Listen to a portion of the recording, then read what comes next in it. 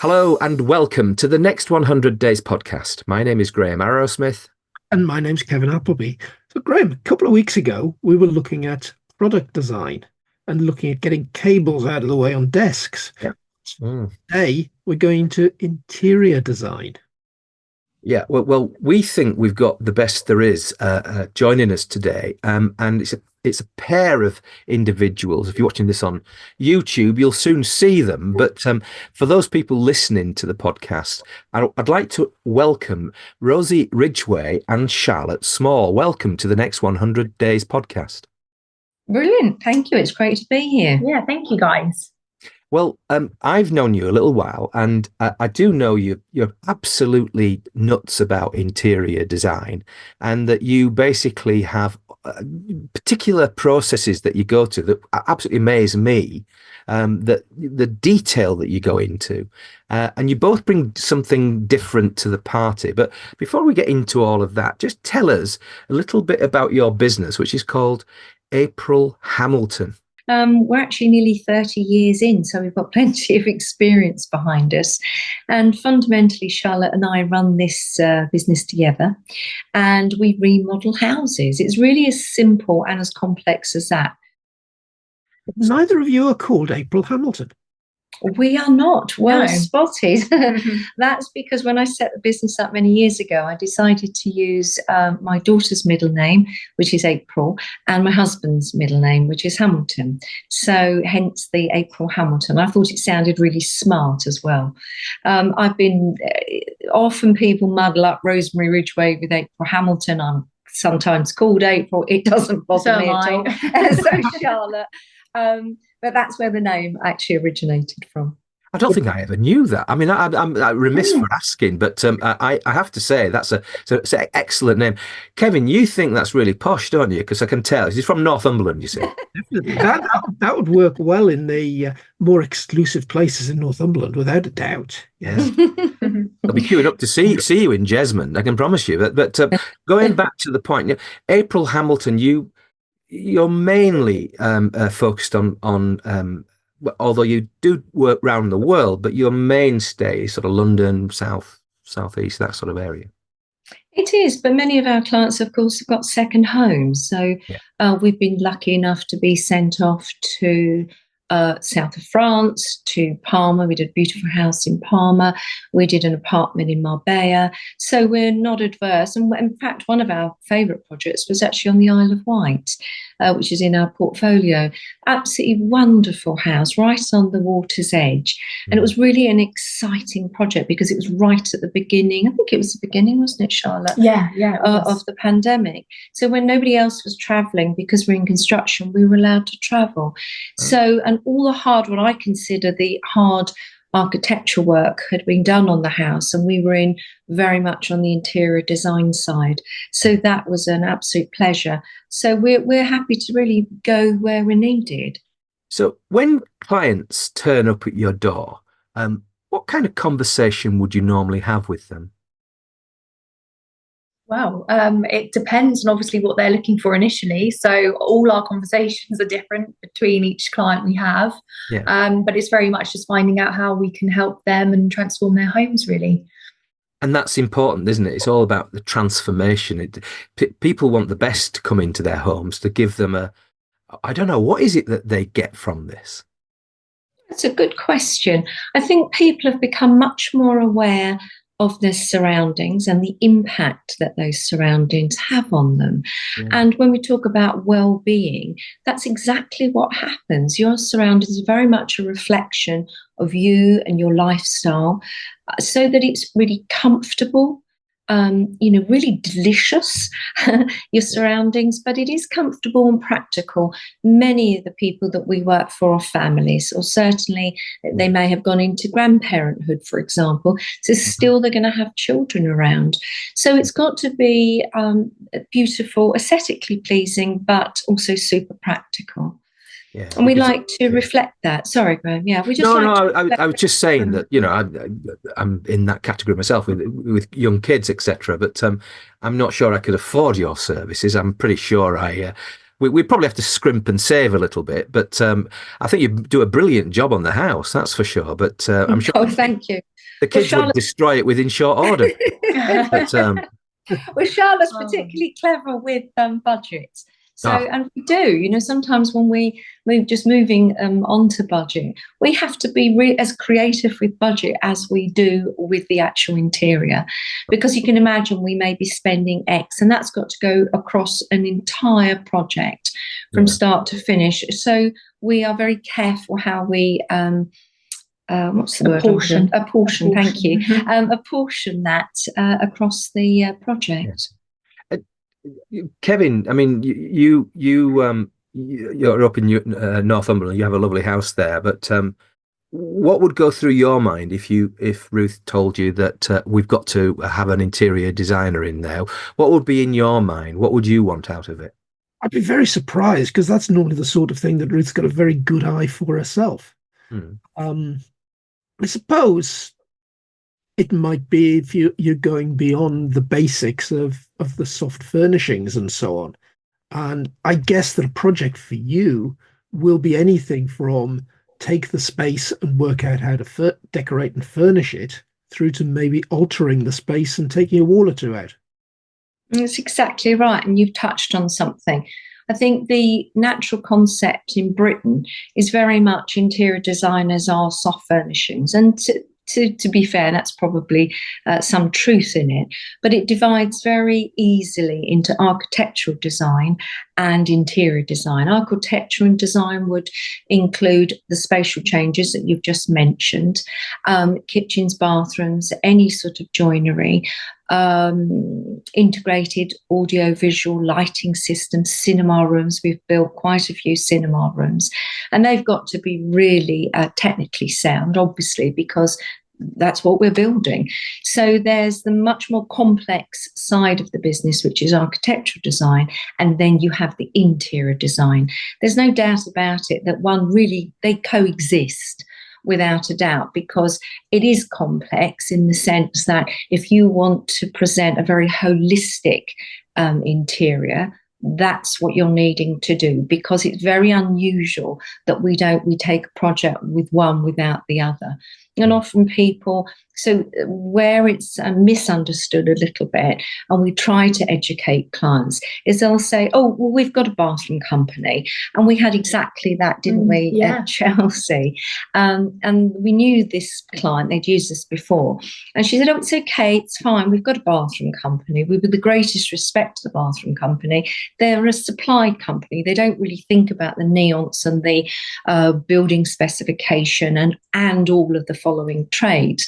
So, for example, when you have an interior designer, interior architect, we would write up all of the supporting documentation for the contractor. That then steers the budget. So when you start off with a design, you know exactly A, what you're going to be getting, B, what the finished article is going to look like, and C, what your imagined spend will be. We will then also have a contingency for provisional sum on the build side, which is about 10%, because as you take a wall down, something else is going to go with it. So depending on the complexity of a remodel, I personally think it would be madness doing something like that alone. And when I say madness, I think it would take its toll enormously, both emotionally and probably financially. And there is that, I remember Kevin McLeod saying something like naive optimism. But when you've done it for almost 30 years, you know what you're very likely to bump into. Yeah. So Naive optimism. It sounds a bit like a Newcastle United supporter. That's more like thinking you were going to get past Plymouth Argyle in the cup without. Oh, here we go. Well, we did do so. Basically, there you are. So, Charlotte, you're obviously relatively to Rosie new to the industry. How's your pathway? How do you get into April Hamilton, and what do you bring to the party? Well, I've been working at April Hamilton for nearly 7 years. which has flown by, actually. I came from university. I studied interior architecture at Portsmouth School of Architecture, which was really good. I enjoyed it. It was stressful, but it was worth it. And yes, so 7 years has flown by, but I've learned a lot. And, nothing prepares you for being an interior designer or being in that industry until you actually have to do it, and you're on site and you're amongst the project.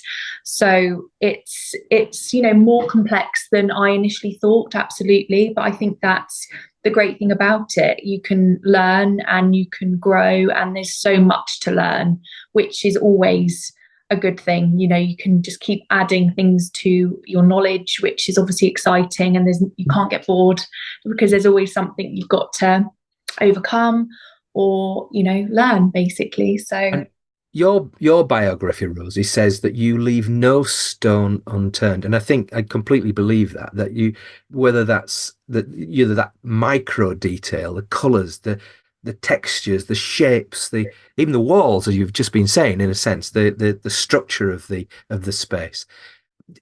How did you get your head around all? I mean, you've had the experience, but there's a heck of a lot that goes into that. There is, and I think when you start out, I mean, my father was a builder, so I always saw how the component parts worked since I was very, very young. So it made sense to me. And then we're very lucky that we are quite an arty family. So the colours, textures, and everything that you're talking about. I do think that comes from within, but of course you can sharpen your eye and you can learn. And when I think about it, when I looked, I mean, my very first project was consisted of 33 rooms. It was an enormous house, country house down in Sussex, and it had various outbuildings. And it had been a home for old folks, and it had been resold to this lady that came across from Hong Kong. And I literally was at the end of my diploma, and she said to me, "Oh, we don't need an architect, you can do it." So I immediately flew back to my books and thought, I can do it. And I did exactly that. So we had to, and it was a period property. It was a grade 1 listed period property. So I had all the encumbrances that comes with. But much like Charlotte, it was an enormous learning curve for me. I had to sort of deal with people like the Georgian Society and the Victorian group, and ensure that we were very sympathetic to the building whilst bringing all of those contemporary and modern facilities into it. So that was, as I say, a real learning curve. And I do remember putting in recessed lighting. It was 30 years ago, and the lath and plaster ceiling caved in as I stood there with the client, looking very dusty and a bit bewildered, and said, "Oh my goodness, I don't know how that happened." But of course, when I look back, I know exactly how it happened, because I should have taken the ceiling down, put a new ceiling up, and then put the lighting in. But I didn't know. And it was, as I say, a massive learning curve. And she was terrific. She laughed and said, I mean, going back 30 years and you've done all that, and it would have looked spectacular, I'm sure of that. Did you ever have an opportunity after the event, Rosie, to go back and have a look, or, almost like a retrospective? Because, they may have had a rethink, 15 years later and done it again, but it would be really lovely to see how your initial design aged. Do you see what I mean? Well, that's a very good question. As I say, I did have my hands tied a little bit because of the fact it was a grade 1 listed building. Yeah. But even then, I did things I like to think that we still do today, which was a very timeless interior. So it was the classic creams and shapes that really stand the test of time. The beautiful woods.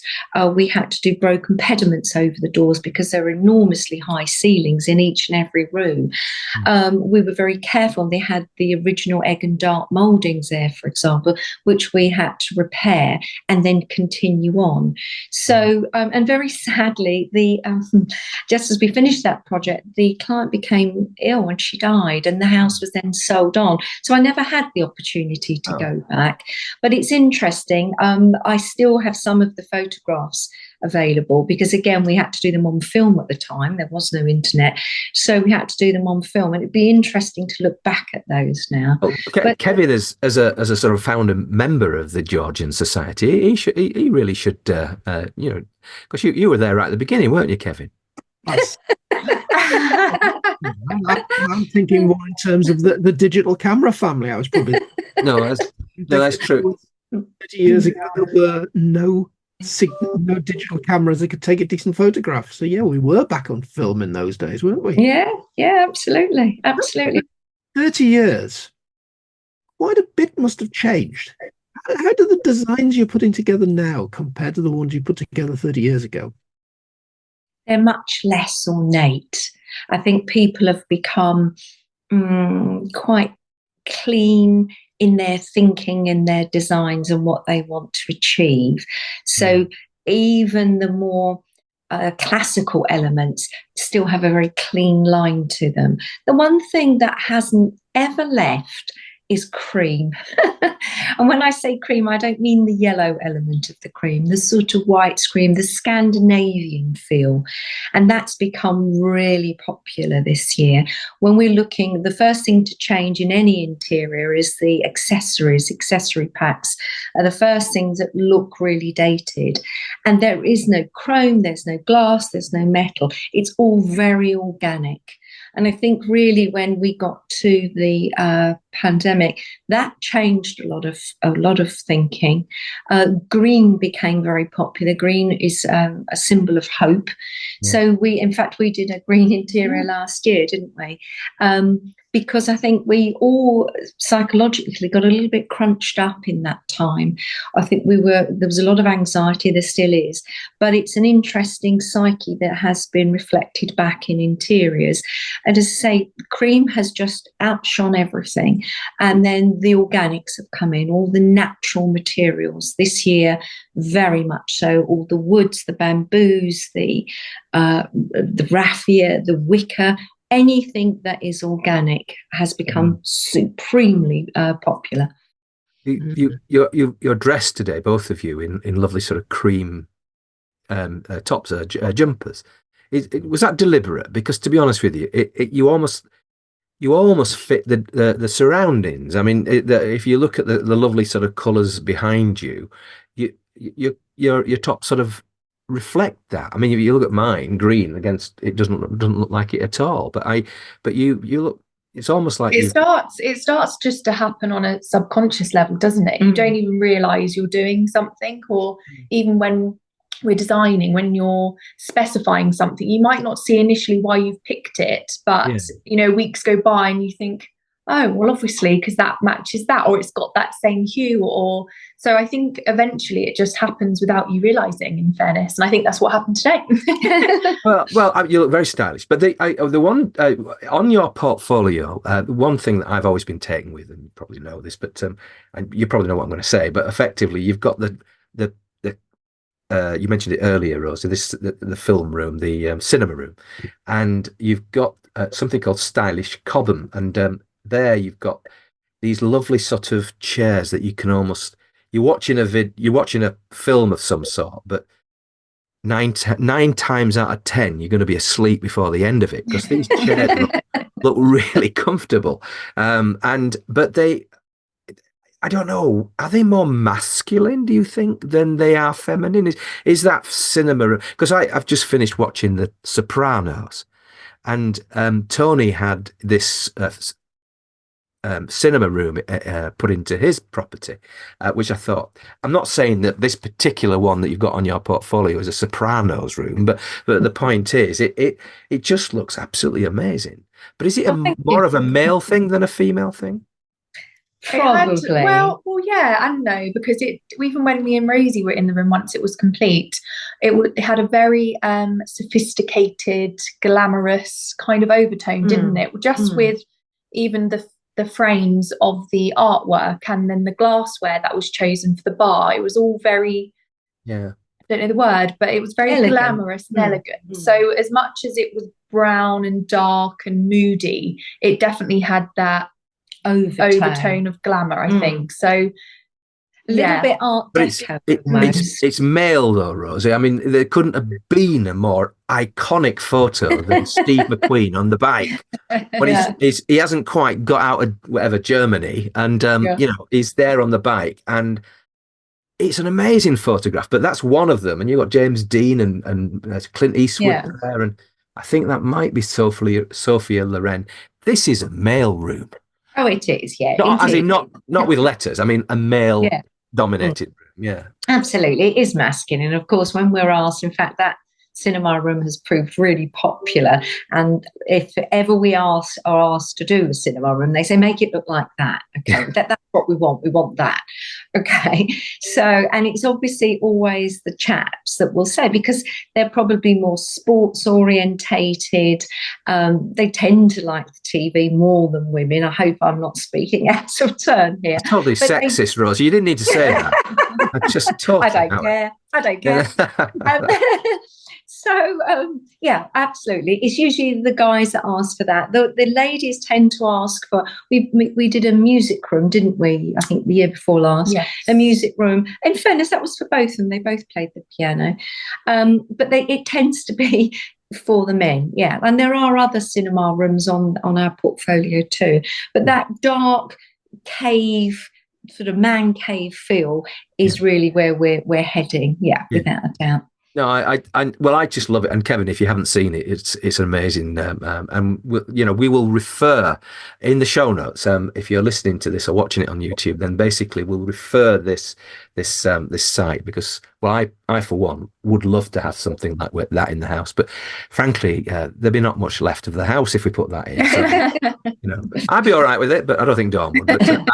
But nonetheless, it's this idea of creating something that it's almost like a legacy, but presumably people have enough time in their life, sadly not that lady that you talked about earlier, but time in their lives to enjoy this thing that they're investing in. At the end of the day, you're going to create an entity for them. Or is it that they want to remodel a property that they own with a view to selling it at a higher rate?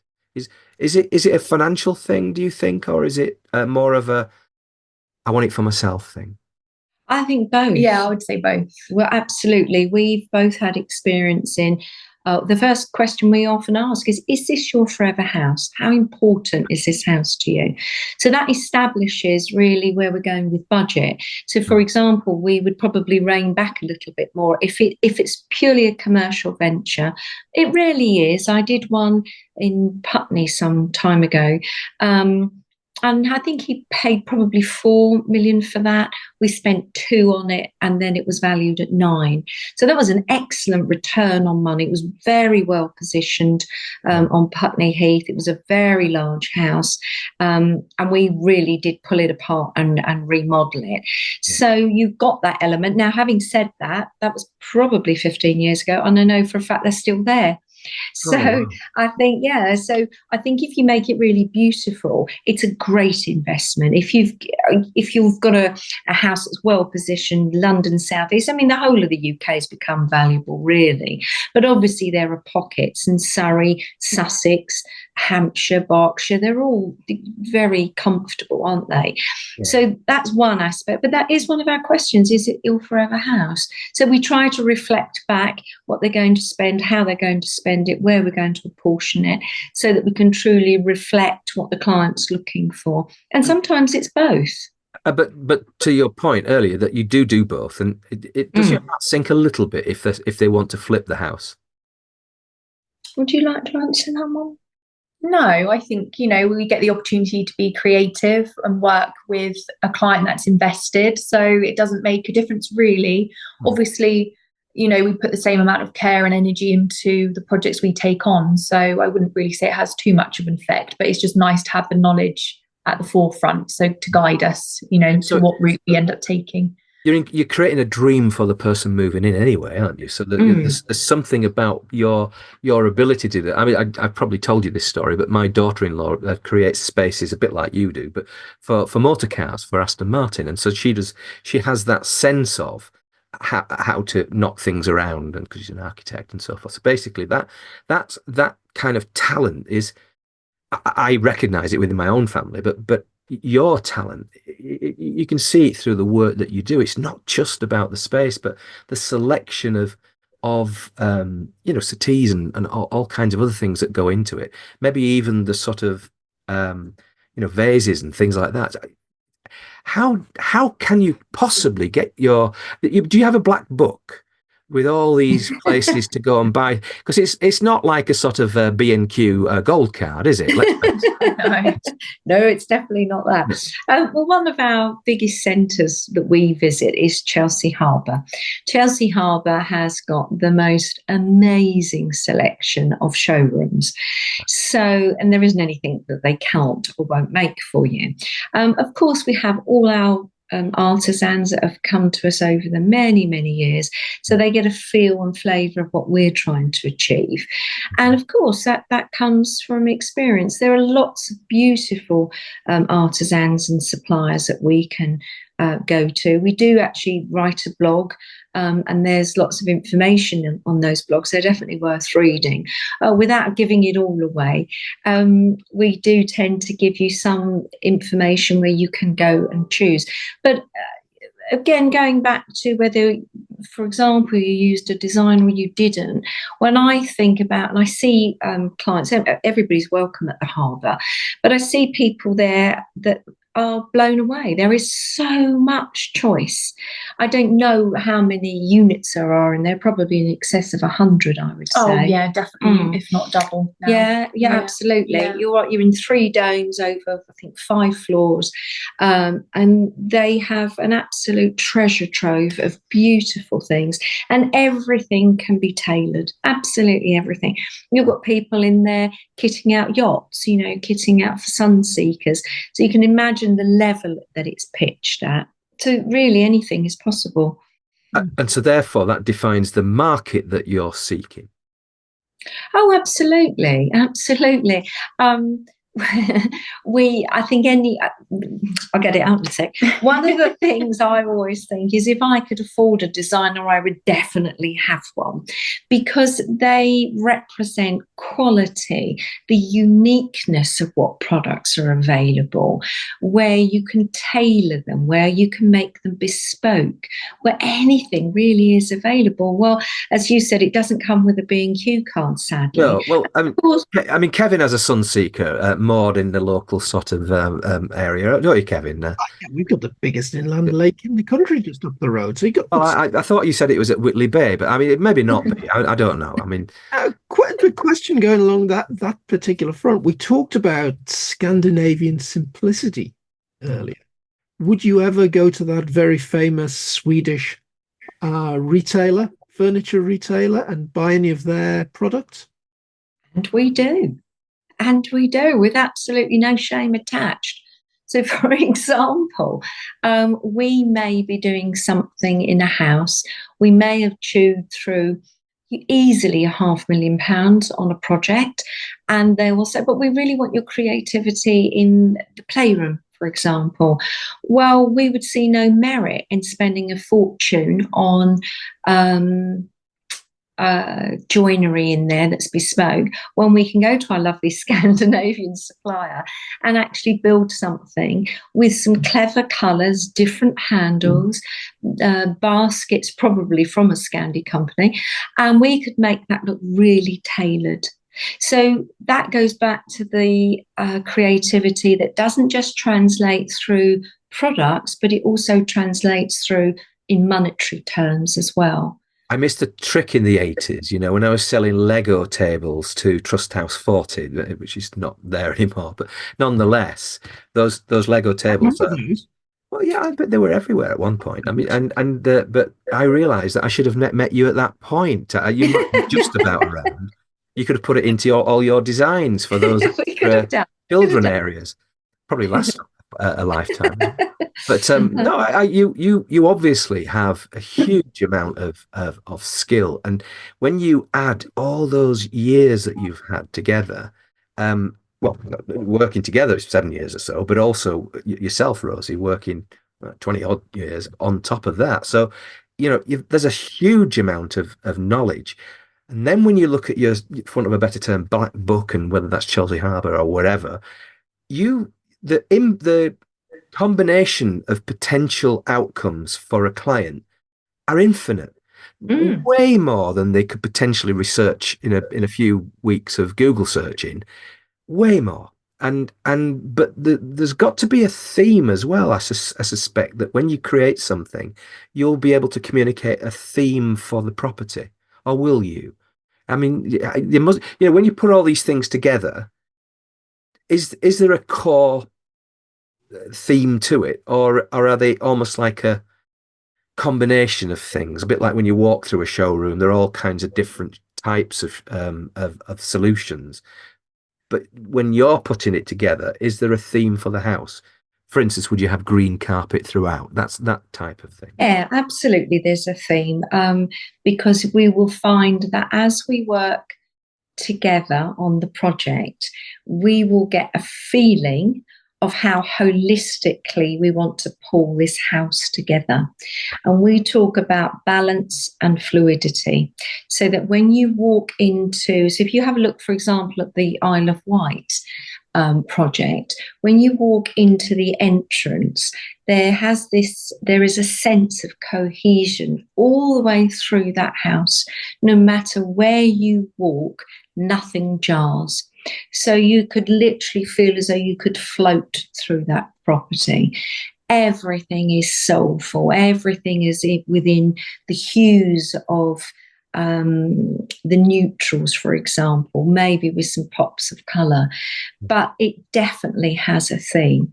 So, for example, when you referred back earlier to the cinema room, that's still, whilst that's quite a dramatic room, it still would have, as Charlotte mentioned earlier, that almost Art Deco, so there's a little bit of a feeling of a femininity within that masculinity of that design, but it would still reflect a theme, no doubt about it. And I think any good designer, any designer worth their salt, would be able to reflect that when they're pulling a whole property together. They definitely would be able to reflect that. Is the theme determined largely by a colour palette? That's a very good question. What would you say, Charlotte? Well, yes and no, because when the project starts, you really do speak to your client, and we share a ton of images, and it kind of then gets drawn out what that theme is going to be. So it could start off as a color palette, or it could start off as something simple as they like this chair, and then everything goes from something so small that they don't realize has such a big significance to us, whereas actually it really does resonate and flick something on in our minds, thinking, oh, okay, that's the design and style they like, when they probably didn't know it in the first place. So it can start off in any number of ways. Would you say that? I would. And I had the absolute pleasure of working with Kevin MacLeod. He used to have a lighting company up in Chelsea Harbour. Yeah. And I remember him saying something like, somebody gave me a table mat, and I based the whole house on a table mat. And it's true, because Charlotte's absolutely right. It will just generate something within that you then start to bleed out from that. All these ideas start to percolate. So it's almost, forgive me, but so take your table mat. It's almost then you're spidering out, and what's it called? Mood board. That's right. Yeah. You would have the other things, and they would almost like from this central piece, this central inspirational piece, they can see how the whole property, because presumably that reflected something in the kitchen area, or with the cinema room or whatever it is, you would be able to show them almost the entire project just from that one point. Absolutely, we would. Yeah. And sometimes I'd say to Charlotte, I don't know why I've even done this. I don't either. But then when we present it, like, oh, you get me. We get that a lot, which is lovely. And I remember Joanna Wood, who's she's a renowned designer in London, been around as long as me longer. And she said, you're as much a psychologist as you are a designer. And that is so true. I think listening skills above everything else. You've got to be on board. And another designer once said to me, I think once you lose that, it's time to step back and give it to a younger designer. You have to have passion. Absolutely. Wouldn't you agree? Yeah, of course. You really need passion in design. And from passion, the creativity grows. Kevin's just itching for you to jump in the the minibus and get up to Northumberland with all your kit and that floor mat or whatever. I mean that table mat. That would be unbelievable, Kevin. I mean your house transformed on the back of a table mat. Now, we are the Next 100 Days podcast. Are the projects that you do, thinking about the bigger ones, are they things that can be done in 100 days? No. No. That's a very simple question. Simple answer, yeah. but it's a good one, though. I mean, you presume that's a 3 months thing, isn't it? So you get certain amounts of planning presumably done in 3 months or more. Yeah, so it comes in stages, so it really does depend. If there's any build work, then obviously that it's an impossibility, but if it's purely the FF&E, so just all of the soft furnishings and the interior design, that is definitely a possibility. But yeah, our usual project, I wouldn't say could be done in 100 days. No. Hard work that takes the time then in the process. What is it about the build work that would put the extra time on the project? Well, what happens is, so for example, let's say you wanted to do the whole house. You're looking at about a year, because what happens is you start the process on Pinterest, you divide it all up into the rooms and what their purposes are. Then the client starts to pin. From the pinning, we add pins, so we can start to formulate an idea of how it's going to work. Then we start the design process. Then we get sign off. Then obviously we have to do all the build documentation. So that's plans, elevations, and the documents to support that. So, and all the trades with that. Getting to sign off, what sort of time into the project are we there? What would you say? Probably anything from 6 weeks up to 3 months. I would say, depending on the complexity of it. If it's involving build work, absolutely 3 months, because it's really important to remember that we want it to run really smoothly for the client. So if everything's considered at the very beginning, then and everything's documented, there are no I didn't allow for that. Well, it's been allowed for because the designers considered it. The designers documented it, and the builder can't wriggle. It's very front loaded for a process up front. Yeah, absolutely. It's very front loaded. There's a lot of work that goes in from the very beginning. So it's very time consuming, the beginning. And often we are asked to do a lot of, again, if you look at the portfolio, there's lots of walk-in dressing rooms, for example. We did something for his and hers recently. And in amongst all of that, there was probably at least another 6 pieces of joinery that had to be done. Now, they have to be designed and drawn, and all the detail goes into them. So the joinery companies can price, and then we can submit that costing to the client. So that is where all of the design work, that's when you've said about your wife saying she has an eye. And I think absolutely, that's where it's a little bit misunderstood. What we do is complex. What we do is heavy weightlifting. We're not talking about choosing a sofa and some cushions to go on that. We're talking about remodeling a house and increasing its value, and hopefully giving you a gorgeous, reflective lifestyle as well. You've made a really compelling case about that today. I mean, you have. I think you've dug really deep in terms of what an interior design, particularly a luxury interior design firm, does. It's yes, you have to have the eye, you have to have that creativity, and you have to almost understand the processes that creativity takes you through. As you've said, the work that you've done with, is it Kevin McLean? Did you say? McLeod, yeah. McLeod. He basically is quite well famous of transforming. but you've made a really, really strong case for the planning that goes into it, the length of a project, etc. Is there something, if you could wave a magic wand, is there something that you would love to be able to expedite more than it takes because you know it's quite hard work? Is there something that you could just wave that magic wand and say, I wish I could do that bit quicker or that bit in a slightly different way? Is there something that is still frustrating to you as a luxury interior designer? Hmm.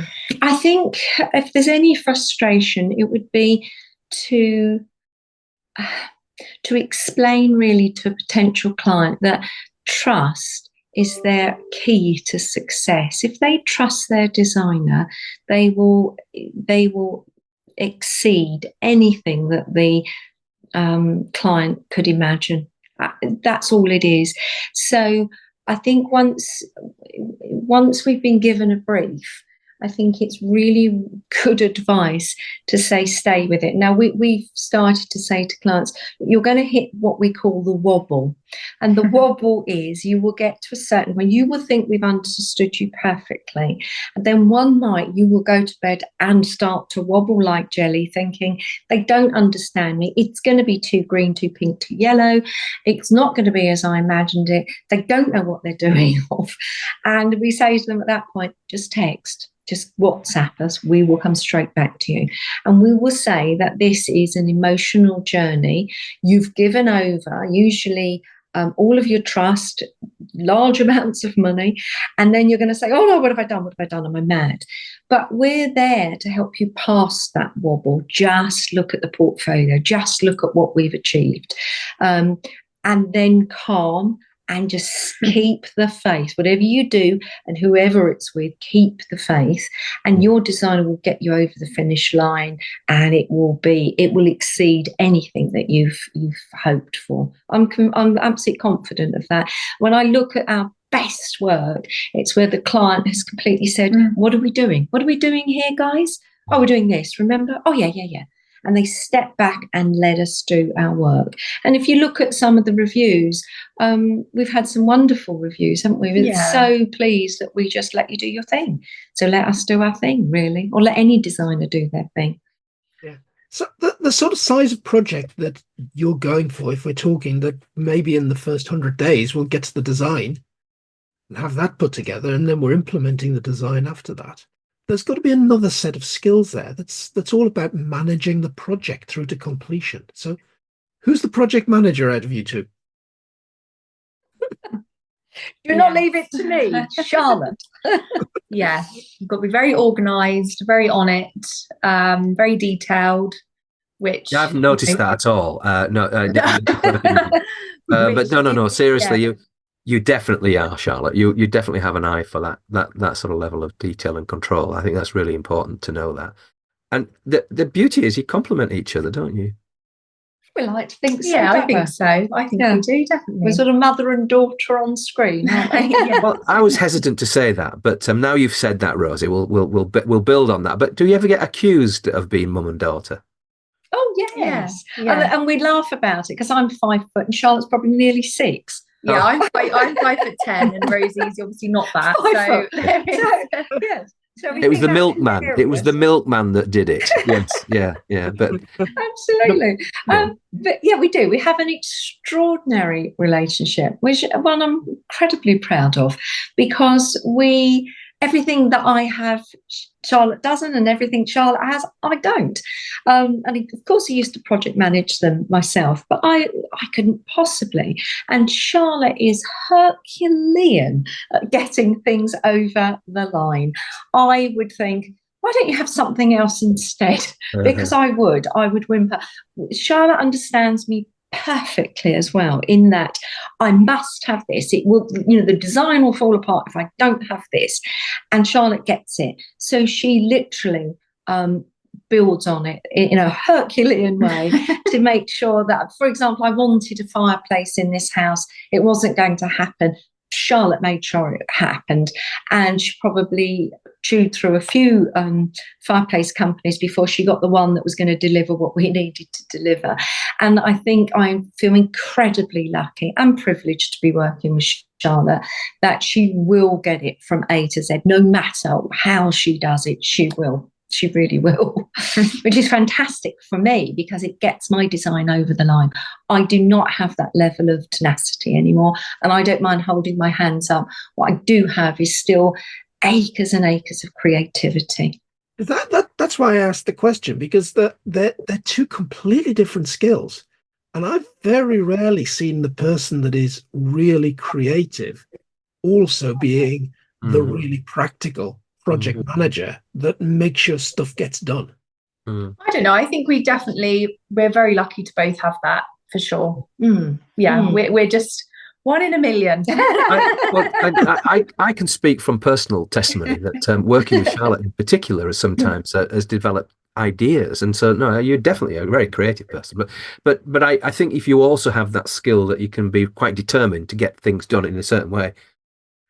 For a luxury interior designer, then it's absolute must, because I've got to say that luxury bit at the beginning distinguishes you, because those people expect more, don't they?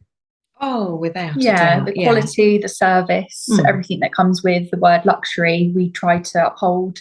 And, we've got such great suppliers that support us on that term. And, we're very lucky to be able to provide that level of service and quality. They understand as well, our suppliers and artisans, construction people, they're used to working at a certain level. So they're respectful and they're quiet. And if something's not right, it gets put right. And that's really important. It is massively important to us. And when we finished, going back to the Isle of Wight project, Steve, the owner, and Kerry, he shook my hand and said, "A job well done." I can't for a moment tell you how much that meant to me. As a creative person, it isn't about the financial reward. It's about somebody else that understands luxury, really appreciating what we have to offer. That's really important to us. I'm so glad that I persuaded you to come on to the Next 100 Days podcast, because you've been just infectious. And if you're watching this and you're thinking about having your home transformed with luxury at the front end of this, then you know where to turn. April Hamilton and Rosie and Charlotte, both of you, thank you for being on the Next 100 Days podcast. Oh, thank you very much. Thank you.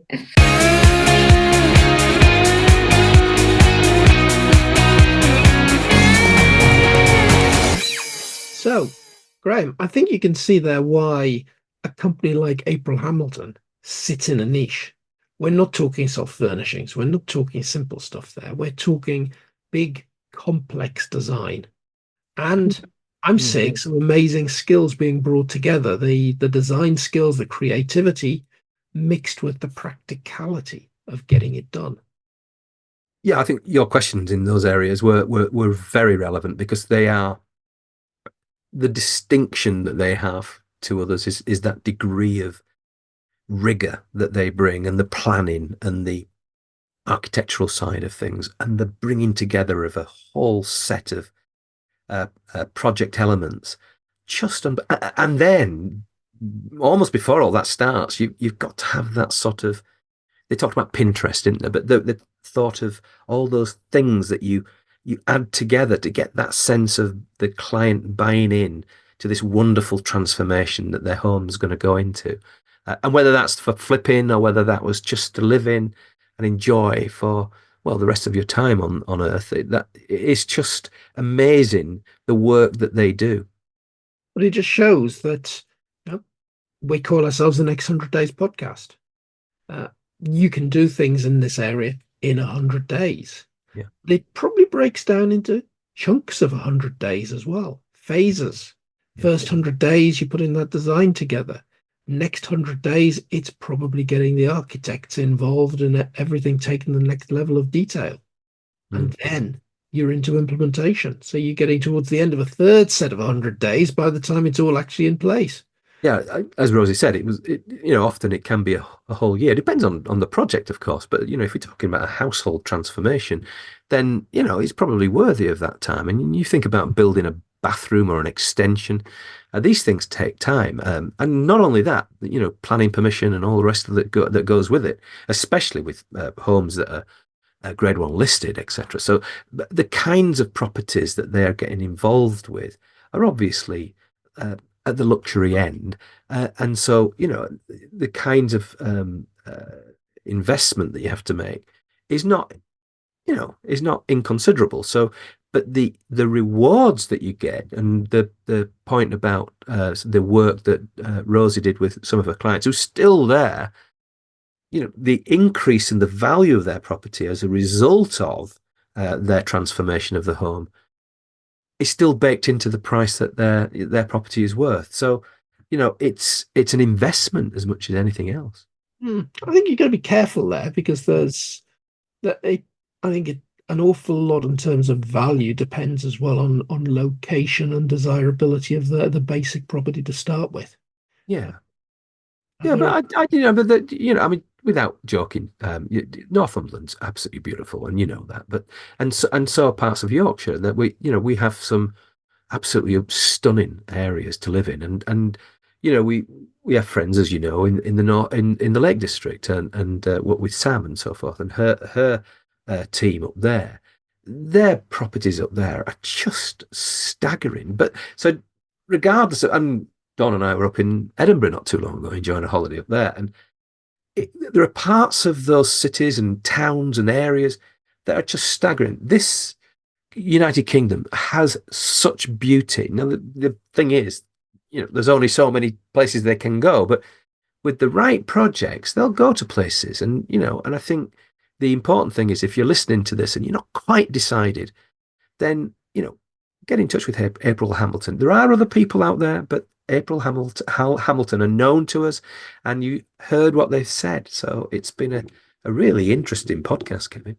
It certainly has, Graham. Yeah. So today I've been Graham Arrowsmith. I've been Kevin Appleby. Goodbye. Goodbye.